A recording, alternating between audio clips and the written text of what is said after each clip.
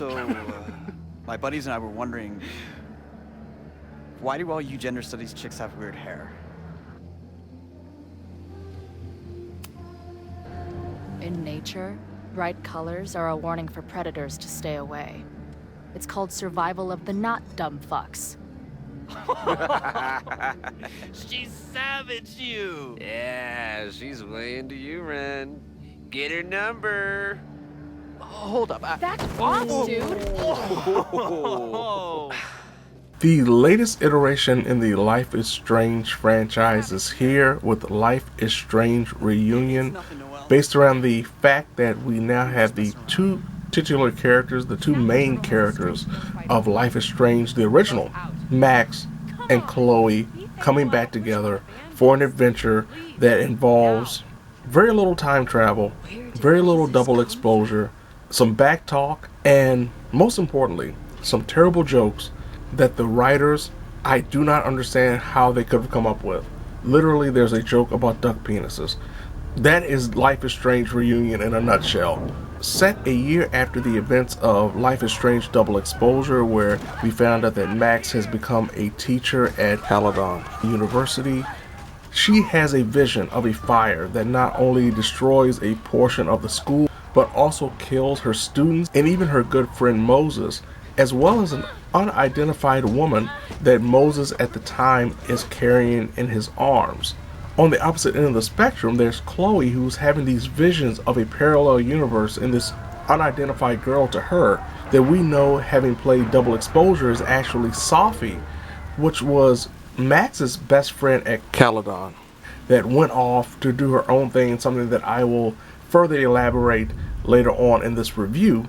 And they had these clashings between each other, Sophie and Chloe, about this alternate reality where Max actually shoots Sophie, which of course also ties into Double Exposure's story. So Chloe decides she needs to go and find where Max is, what's going on, because she is going crazy with these visions. Now, unlike other games and franchises like these, like Telltale's The Walking Dead, and even the previous Life is Strange games, there are no options of, say, uploading a save file from one of the games, especially Double Exposure, which is also in the same console generation as Life is Strange Reunion, to have your choices be known for the game as you go forward with the narrative. Instead, you have to manually choose, or let the computer choose, the choices that are associated with not only Double Exposure, but also Life is Strange 1. Specifically, if you chose to save Chloe or save Arcadia Bay. Now, mind you, this is a huge thing in the original Life is Strange, and dictates Max's future as she remarks and reflects on her past in Arcadia Bay and Chloe and Double Exposure. None of that matters in this.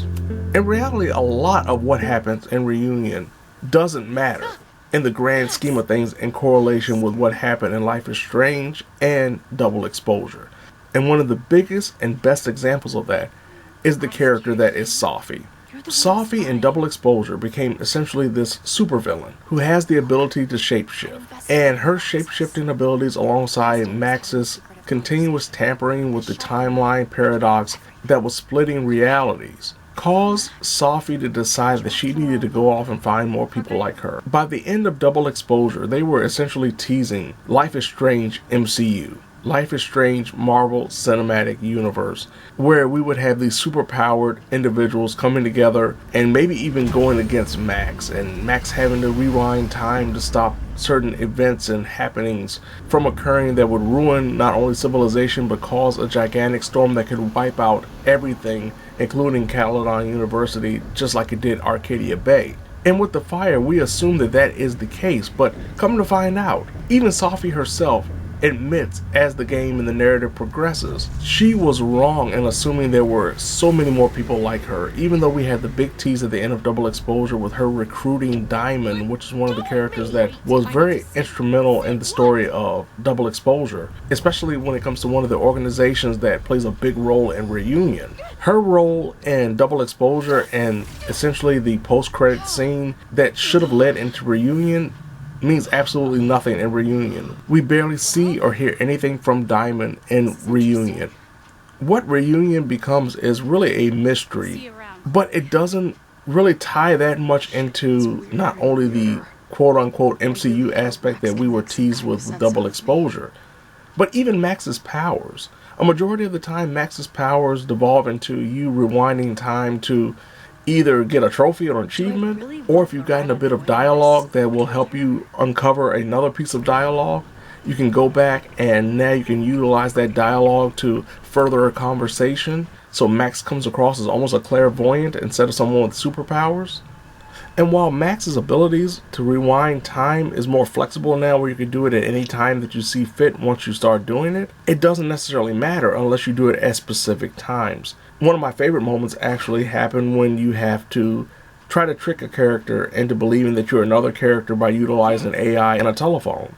That was funny. That was fun to do because you have a various amount of choices and you're trying to figure out which one is which, what works best. Then you inevitably have to rewind time because you picked the wrong one.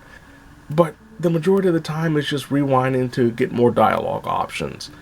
And Chloe's back talk mechanic that was in Before the Storm comes back because of course that's her only superpower, is her ability to talk back to people, even though now she's a 30-year-old woman who does not have any idea what genre the band that she currently manages is a part of. Every time they ask her what kind of music the band plays that she manages, it is a different word salad of jumbled up nonsense. It has to be a running gag amongst the writers that she really doesn't know what kind of music you can categorize it as. And while the handling of Max's powers isn't the most pleasing, I will say that when it comes to choices, especially major ones in this story, it's done mostly well.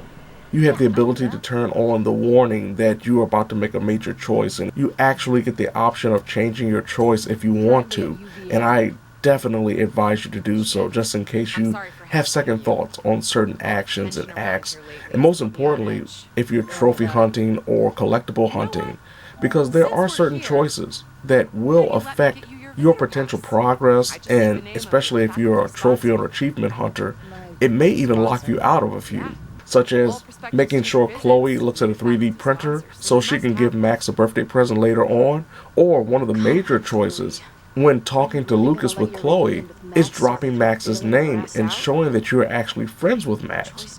In my first playthrough, I didn't, and later on he gave up information that was necessary for progressing the story and actually made a mystery even easier to solve. On my second playthrough, I did the exact opposite when it came to the choices involving Chloe and Lucas's first interaction, and it completely changed everything when they met up later on. And if I didn't get the trophy or achievement that was associated with that second interaction the first time, I would have been locked out on the second playthrough as well. There are also little interactions with the characters that I will admit at first felt a little bit stoic and disappointing and dry, but you soon realize without spoiling much how it is actually affected by the interactions and the influence of Safi without you even seeing her being around, or maybe you do. It's little things like that alongside the choices, especially the major ones, that really make up for the lacking of Max's influential powers beyond just dialogue choices and, as I mentioned earlier, trophy and achievement hunting. If there's one thing to be said about the greatness of Life is Strange Reunion, it's the soundtrack as per the norm. Always a great selection of music. I also think functionality-wise, it's a mixed bag, but it's a little bit better than Double Exposure was, especially when it comes to trophies and achievements popping. This game doesn't feel as broken and as unoptimized as Double Exposure was when that first came out. Overall, I will say that Life is Strange Reunion is a mixed bag. From one aspect, the gameplay is more rudimentary and lackluster than it's ever been, even more so than Double Exposure, where they have reduced Max's powers to some very simplistic dialogue choices and really not having a big influence on the world as it did in Double Exposure or in the original Life is Strange.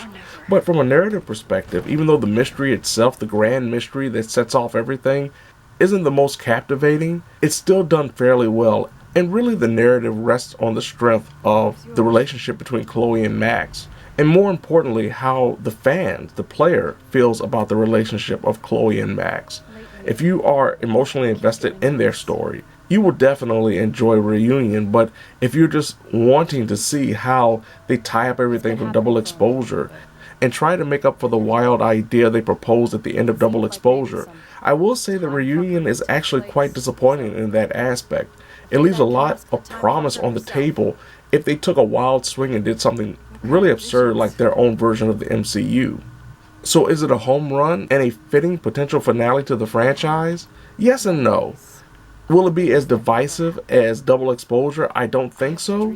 But I still feel like it lacks that spark and really that human element that came from Max and Chloe's interactions, not only with themselves, but with other characters. The side characters in a lot of ways are simply vehicles for Chloe and Max to continue on with their story, building relationships between Max and them beyond her students at certain times. That felt gratifying when Double Exposure did come to an end and made you look forward to the bond that they would forge as you came into Reunion. But a lot of those bonds don't feel significant coming off of Double Exposure. While it doesn't reach the high marks of Life is Strange, the original game, Life is Strange 2, and Before the Storm, and for me personally, True Colors, which I think is incredibly underrated, it still is right on par with Double Exposure, if not better. And for those who did enjoy Double Exposure mostly for the narrative and not for the gameplay, this will be right up your alley. But if you really were hoping for this grandiose return to form, especially compared to Life is Strange, the original game, and Life is Strange 2, and Before the Storm, and even True Colors, I think you'll be slightly disappointed. Like really trying to figure out what type of music the band plays that Chloe manages. Looks like they do shows here. Wonder if they're in the market for a Pacific Northwest post-industrial femcore band.